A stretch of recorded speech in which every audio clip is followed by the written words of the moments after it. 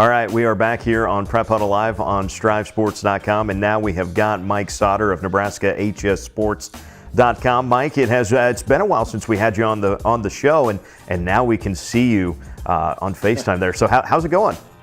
It's going good. It's going really good. Awesome. December's always an interesting time of the year because you got some teams that start hot that maybe you weren't expecting. You got some teams that maybe don't live up to those expectations right away. So rankings can always be a little hit and miss, especially there in December. I like how you guys do it, though. You actually poll some Class A and some Class B coaches to get their top 10. So who are some of the teams that have opened some eyes in the first 3 weeks of the season?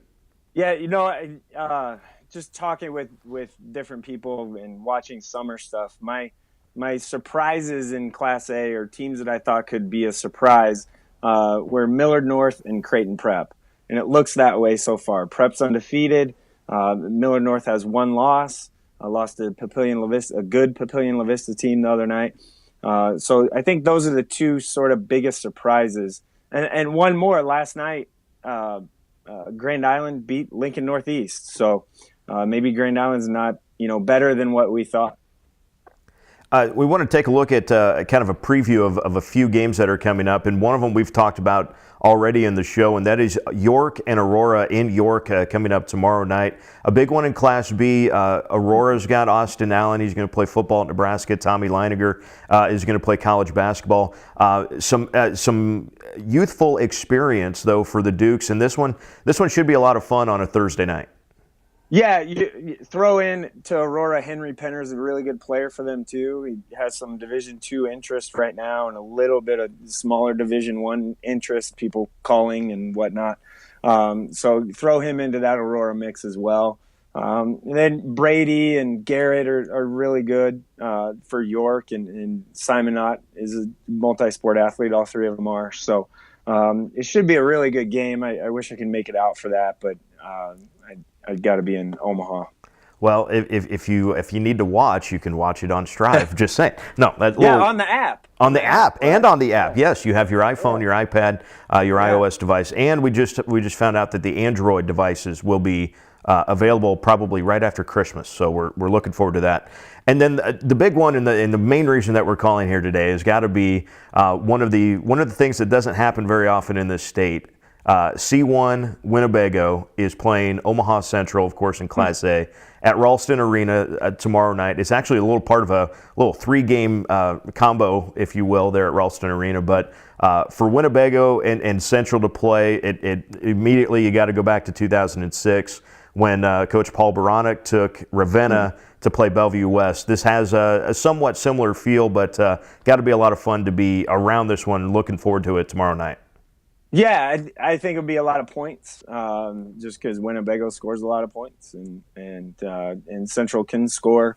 It should be a fun matchup. The main reason why they did it was just the two Native American kids, or I guess for Central, the Native American Isaiah Porbear Chandler. Obviously, Winnebago has more than one, but Wingate versus Chandler, Roman Barons. Jay Paul, another player for Central that's good. So it should be a pretty neat environment. I look for a pretty big crowd to show up to that game. Both Central and Winnebago fans, and just your casual fan will probably show up to that game. Should be a lot of fun. I went back and kind of reread some of the stories from 2006. Does this have the chance to be as big as Ravenna and Bellevue West back then? Yeah, I think so. I think it has. There's potential for an upset there. I do. I think Central lost in overtime to Millard North. I was at that game, but at the end of the day, I think probably Isaiah Chandler and just his size and length and athleticism will be maybe the difference there. And you mentioned Chandler, you mentioned Wingate. Those guys are Isaiah has made a college choice, and David has plenty on the table. What's kind of an update for those guys? So Isaiah Chandler is committed to New Mexico, University of New Mexico.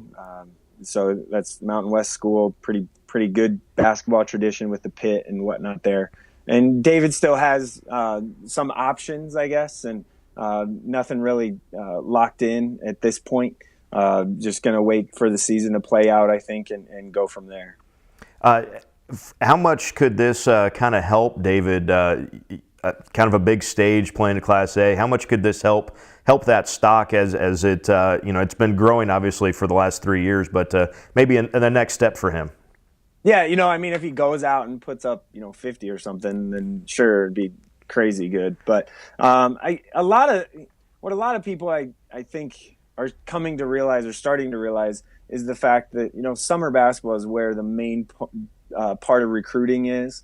So in the summer, David played for Billups Elite and Team Nebraska Express, and they traveled throughout the country and played in front of some big-time college coaches. So that really helped it. I'm not sure if his stock can get higher than what it is, but you never know. It's fun to talk about for guys like you and me, anyway. Also, something that came out just earlier this week: the Metro Conference tournament is over the holiday break, and who are some of the favorites you think in that one? Yeah, so South, you got to put South. They got the number 1 seed. They play West Side, which is coincidence with the Anthony Bratton news that just happened recently. So funny coincidence. I think you got to put them number 1 seed as one of the favorites. I do think virtually every game could go down to the wire, or virtually every game either team could win. In Class A this year, I do feel strongly that the state champion could have anywhere from 5 to 12 losses, which we haven't seen in a very long time.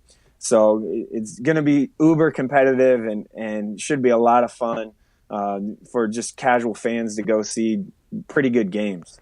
It's good if Mike drops Uber in his description of the tournament, so I'm looking forward to that. Mike, it'll be fun to catch up throughout the rest of the year. Looking forward to maybe another project or two. To kind of go back to football, Bellevue West and Omaha North there in the Class A championship. The championship journey that we put together was a lot of fun. Thanks for letting us in with that.